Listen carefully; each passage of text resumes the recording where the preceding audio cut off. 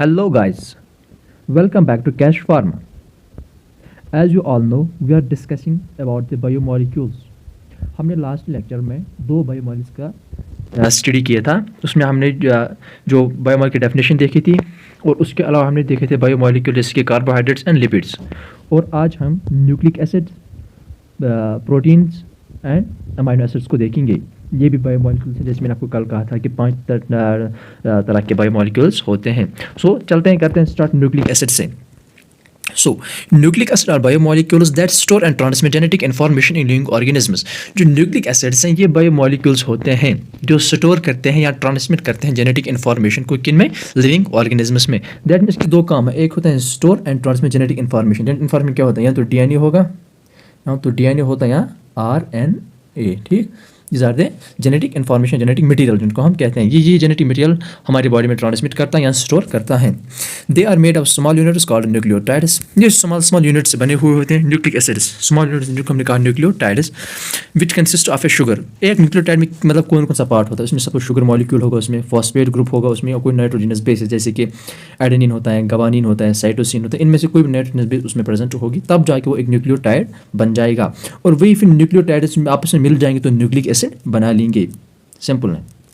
तो अगर इसकी क्लासिफिकेशन की बात करेंगे, इसको हमने क्लासीफाई किया है दो टाइप्स में। First that is DNA and RNA, deoxyribonucleic acid and ribonucleic acid. अगर हम पहले डीएनए की बात करेंगे, सपोज डीऑक्सीराइबोन्यूक्लिक एसिड की बात करेंगे, इट कंटेन्स डीऑक्सीराइबोस शुगर। ये डीऑक्सीराइबोस शुगर इसमें होते हैं, नाम से देखो deoxyribonucleic acid. It contains deoxyribose sugar and are usually double strand. ये डबल स्ट्रैंड जैसे मैंने आपको यहाँ पे दिखाया है, ये वाला स्ट्रक्चर डबल स्ट्रैंड होता है। एक होगा सिंगल, वो ऐसे रहेगा, बट जो डबल होगा वो ऐसे हेलिकल फॉर्म में होगा। ठीक, ऐसे, इसी को हमने बोला था double strand. DNA always double stranded होता है।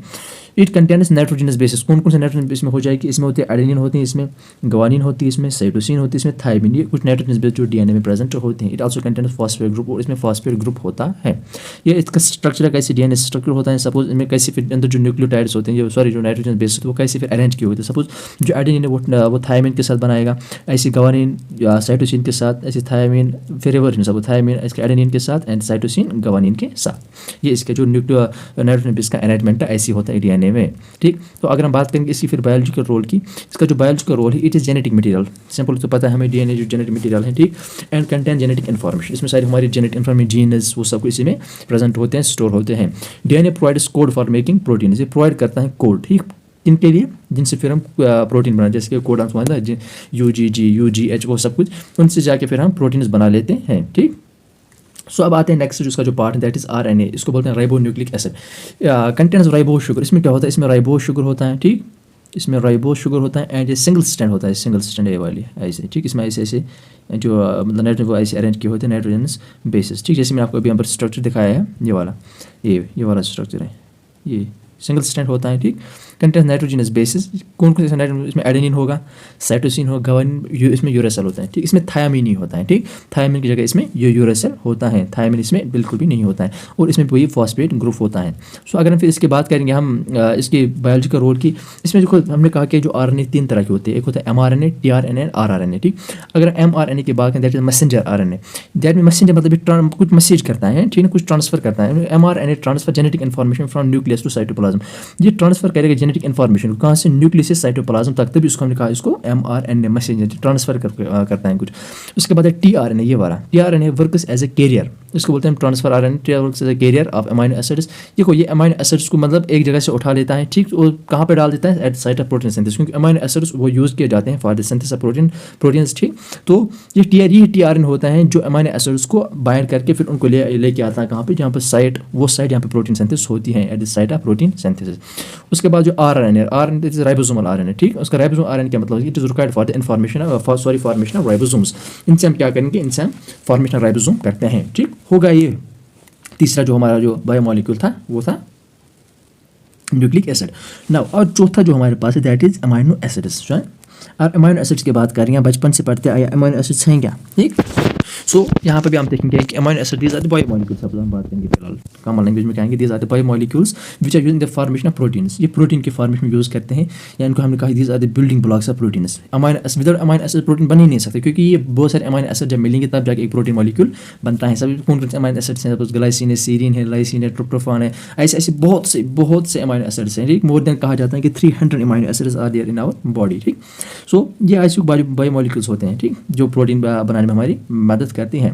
अमाइनो एसिड्स कंटेन 2 ग्रुप्स, ठीक, इसमें 2 ग्रुप होता है, एक अमाइनो एसिड होता है, इसमें 2 ग्रुप होते हैं, एक होता है अमाइन ग्रुप, दूसरा होता है कार्बोक्सिल ग्रुप, ये वाला, ये है अमाइन ग्रुप, ये है कार्बोक्सिल ग्रुप, ठीक। तब जाके एक पूरा इसको हम कहेंगे इससे अमाइनो एसिड, तब जाके अमाइनो एसिड मॉलिक्यूल बन जाएगा। इसकी जनरल फार्मूला होती है कि अमाइनो एसिड की, ठीक। नाउ हमने आपको भी कहा कि 300 डिफरेंट अमाइनो एसिड्स हमारी बॉडी में होते हैं, बट उसमें क्या होता है कि उसमें 20 अमाइनस ओनली, ठीक। इन सारे 300 अमाइनो एसिड्स में सिर्फ हमारी बॉडी में 20 ऐसे अमाइनो एसिड होते हैं जो यूज़ होते हैं for the formation of proteins. 300 में सिर्फ 20 होते हैं, टोटल हमारे 300 होते हैं अप्रॉक्सीमेटली, बट इनमें से 20 अमाइनो ऐसे होते हैं जो हमारी प्रोटीन फॉर्मेशन के लिए यूज़ होते हैं, ठीक। सो नाउ अगर इसकी क्लासिफिकेशन देखेंगे तो उसको हमने पहले क्लासिफाई किया based on the nutritional requirement, उसको हमने क्लासिफाई किया है।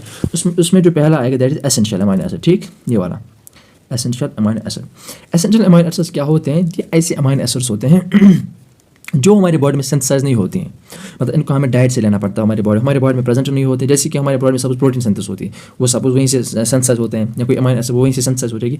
बट जो एसेंशियल अमाइनो एसिड्स है, ये हमारे बॉडी में सिंथेसाइज नहीं होते हैं, ये हमारे बॉडी में प्रेजेंट नहीं होते बिल्कुल, दैट मीन्स इनको हमें डाइट में लेना पड़ता है। जैसे कि इसमें लाइसिन आएगा, ट्रिप्टोफान, उसमें फेनिलएलैनिन आएगा, इन्हीं अमाइनो एसिड्स को हमने बोला these are the essential amino acids. So अगर आगे चल के हम देखेंगे, आगे चल के हमें दूसरा part that is non essential amino acids. Non essential जो अमाइनो एसिड्स हैं इनको हम सिंथेसाइज करते हैं बॉडी में, जैसे कि एलानिन है, या एस्परजिन है, या एस्परटेट है, या ऐसे अमाइनो एसिड्स हैं जिनको हमें डाइट के साथ नहीं लेना पड़ता है, that means they are automatically in our body में प्रेजेंट होते हैं, दैट मींस कि ये सिंथेसाइज्ड होते हैं हमारी बॉडी में। ये हो गया on the basis of nutritional requirement. अगर हम आगे चल के देखेंगे ऑन द बेसिस स्ट्रक्चर, इसके स्ट्रक्चर के तौर पे अगर हम इसका स्ट्रक्चर देखेंगे, इसके 2 तरह होते हैं, एक होता है एलिफैटिक, दूसरा होता है एरोमेटिक। सो अगर पहले एलिफैटिक देखें उसके बाद देखेंगे एरोमेटिक। एलिफैटिक में क्या करता है, एलिफैटिक जो अमाइनो एसिड होते हैं वो कंटेन करता है नॉर्मल कार्बन जो चेन होती है, नॉर्मल, उसमें नॉर्मल कार्बन चेन हो जाएगी, उसमें अमाइनो ग्रुप रहेगा, उसमें कार्बोक्सिल ग्रुप रहेगा, बिल्कुल सिंपल। उनको जैसे कि इसमें हमने कहा एलानिन है इसमें, या सीरीन है इसमें, ये सब एलिफैटिक अमाइनो एसिड्स हैं। अगर हम दूसरी की बात that is aromatic amino acids, इसमें क्या होगी, रिंग एरोमेटिक रिंग बनती है, इसमें सपोज बेंजीन की तरह रिंग जैसी बनेगी, सपोज, या कोई और रिंग हेप्टोन ऐसे मतलब 6 member, 5 member, 4 member, but ring तरह की बनेंगे, ठीक। जैसे इसमें हमने कहा कि इसमें फेनिलएलैनिन है, इसमें टायरोसिन है, ठीक, ये है। अगर हम इसका बायोलॉजिकल रोल देखेंगे, हम बायोलॉजी उसमें क्या है कि work as a building block of proteins, ठीक। प्रोटीन्स का एज अ बिल्डिंग ब्लॉक्स हैं इसके, या act as a precursor for hormone, जिसमें precursor that is use for the synthesis of मतलब हार्मोन्स, प्यूरिन्स एंड विटामिन्स, या इट्स इंपॉर्टेंट बायोमोलिक्यूल। सो आपका हो गया यहाँ पे ये वाला जो बायोमोलिक्यूल हम पढ़ रहे थे अमाइनो एसिड्स, ये कंप्लीट होगा इसका, ठीक। नाउ जो लास्ट वाला जो हमारा बच्चा है बायोमोलिक्यूल दैट इज प्रोटीन्स, ठीक। देखो प्रोटीन्स का फॉर्मेशन कैसे होता है, जैसे हमने आपको पहले ही कहा कि जब बहुत सारे अमाइनो एसिड्स मिलेंगे वो तब जाके बनाएंगे प्रोटीन्स। सो अगर हम प्रोटीन्स की बात करें, these are the essential micromolecules, these essential micromolecules made up of amino acids that play a vital role in the body. These are the essential micromolecules, या ऐसे एसेंशियल माइक्रोमोलिक्यूल्स होते हैं, बायोमोलिक्यूल्स होते हैं जो अमाइनो एसिड से बने हुए होते हैं, and play a vital role किसमें, हमारी बॉडी में। कंटेंस कार्बन इसमें होता है, हाइड्रोजन हो जाएगा, इसमें सपोज कार्बन होता है, हाइड्रोजन होता है, नाइट्रोजन होता है, ऑक्सीजन होता है, सल्फर होता है, फास्फोरस होता है, ये सब इसमें कंटेन हुए होते हैं। सपोज इसका जो आरम नॉर्मल स्ट्रक्चर देखिए, यहाँ पर देखो इसमें अमाइन ग्रुप भी है, एक हाइड्रोजन भी है, कार्बन भी है, कार्बोक्सिलिक ग्रुप भी होता है, क्योंकि अमाइन एसिड से बने तो एक अमाइन एसिड है ये वाला, ठीक। ये दूसरे अमाइन एसिड से मिलेगा यहाँ पे, जो ये वाला अमाइन एसिड है ये फिर तीसरे से मिलेगा, ऐसे ऐसे प्रोटीन मॉलिक्यूल बनेगा, और इनके दरमियान जो ये बॉन्ड होता है, जो एक अमाइन एसिड को दूसरे अमाइन के साथ बाइंड करता है, उस बॉन्ड को हमने नाम दिया दैट इज पेप्टाइड बॉन्ड। ये वाला बॉन्ड, ये वाला बॉन्ड, इसको हमने नाम दिया this is peptide bond, it is peptide, ठीक। इसको हमने दिया नाम इट इज़ पेप्टाइड बॉन्ड। सो जब बहुत सारे अमाइनो एसिड्स मिलेंगे तब जाकर एक प्रोटीन मॉलिक्यूल बनाते हैं। It is structure can also be classified, मतलब ऑन द बेसिस स्ट्रक्चर इसको हम क्लासिफाई करेंगे। इसके सपोर्ट 4 स्ट्रक्चर्स हैं, primary structure, secondary structure, tertiary structure and quaternary structure.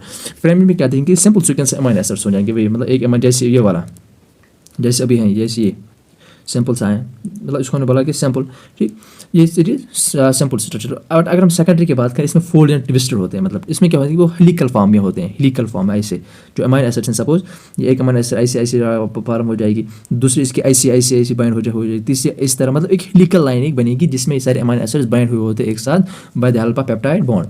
ऐसी टर्शियरी भी वैसे होता है, ट्विस्टेड फॉर्म होता है वैसी, मतलब जो हेलिकल शेप में। एंड कार्टनरी कंटेंट 2 और मोर टर्शियरी कंटेंट, जैसे कि टर्शियरी ट्विस्टेड फॉर्म होता है, बट इसमें क्या होगा 2 एंड मोर कंटेंट, इसमें 2 या 2 से ज़्यादा, ठीक, जो टर्शियरी यूनिट्स होते हैं वो इसमें होते हैं, उसको हमने बोला कार्टनरी स्ट्रक्चर। सो अगर हम इसकी क्लासिफिकेशन की बात करें, इसको हमने क्लासीफाई किया है 2 टाइप्स में, that is globular proteins and fibrous proteins, ठीक। पहले अगर हम ग्लोबुलर की बात करेंगे, ग्लोबुलर जो है हमने कहा कि these are the proteins that have spherical, जो स्फेरिकल शेप होते हैं या ओवल शेप होते हैं, ठीक।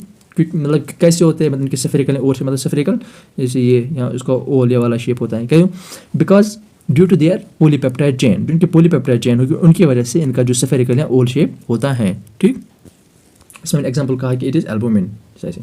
सो दूसरा जो पार्ट है दैट इज फिब्रस, ये वाला फिब्रस प्रोटीन क्या है, it is elongated fibre like shape, ठीक। ये एलोंगेटेड, इसमें फाइबर्स लाइक मतलब जो शेप होती है, बट ये इनसॉल्युबल होती है वाटर में, ठीक। वाटर में insoluble due to hydrophobic region, hydrophobic मतलब जो वाटर हेटिंग, ये हाइड्रोफोबिक दैट मीन्स कि वाटर हेटिंग होता है, फिलिक मतलब लविंग, फोबिक मतलब ये फोबिया एक होता है, इसका वाटर हेट है, तभी वाटर में इनसॉल्युबल है, वाटर में सॉल्युबल नहीं। इसका जो एग्जाम दैट इज कोलैगन, COLLAGN, यहाँ पर थोड़ा सा इसमें नहीं आया है, वो कोलैगन इसकी फिब्रस का एग्जाम्पल है, ठीक। सो अगर फिर इसके हम बायोलॉजिकल रोल की बात करेंगे प्रोटीन की, that is use as a source of energy, इसको हम as a source of energy use करते हैं। Major part of cell membrane, जो सेल मेम्ब्रेन इसमें सपोज हमने कहा इसमें लिपिड्स होते हैं, इसमें प्रोटीन भी प्रेजेंट होते हैं, ठीक। हेल्प इस इन ब्लड क्लॉटिंग, हमारी ब्लड क्लॉटिंग में हेल्प करता है। एंटीबायोटिक्स जो है बहुत सारे एंटीबायोटिक्स प्रोटीन से ही बने होते हैं, ये इसकी बायोलॉजिकल रोल है।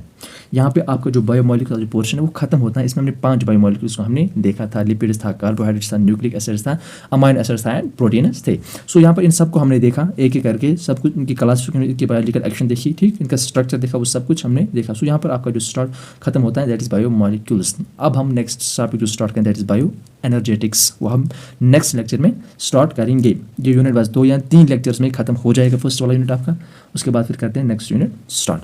सो होप आपको समझ आया होगा। अगर हमारे चैनल पे नए हो तो हमारे चैनल को सब्सक्राइब कीजिए, लाइक कीजिए, शेयर कीजिए। मिलते हैं नेक्स्ट लेक्चर में, तब तक के लिए गुड बाय।